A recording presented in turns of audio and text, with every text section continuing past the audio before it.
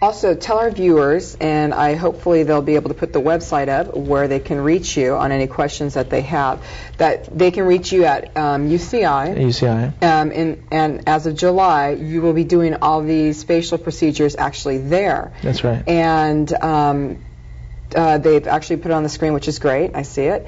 And I wanted to find out, you will be seeing patients every day, or how often will you be seeing patients? We'll be, during my fellowship year, I'll be seeing patients 1, maybe 2 days a week, and then the rest of the time I'll be off doing different activities during the fellowship.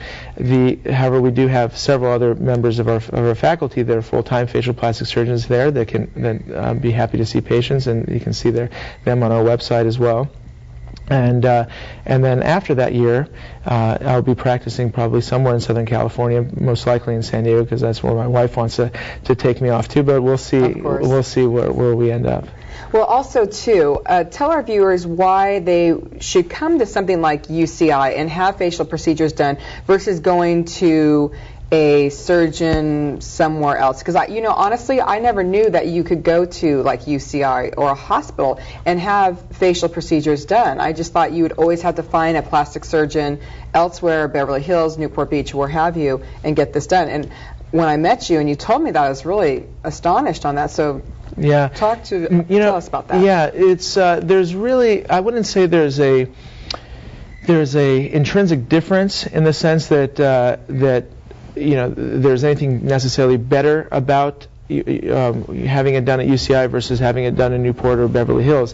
What you have to look at is the quality of the physician, the quality of the surroundings, and making sure that you're going to a legitimate practitioner. And that's the real issue, because the same practitioner could be working in Beverly Hills or working at UCI doing the same procedures. But you want to make sure that the person that you're going to is qualified to be able to do these various procedures. Exactly. And before we close, I wanted to bring this up. I've had some people that I've talked to about this saying, yes, I can't wait, to go to UCI, have some procedures like IPL, microdermabrasion.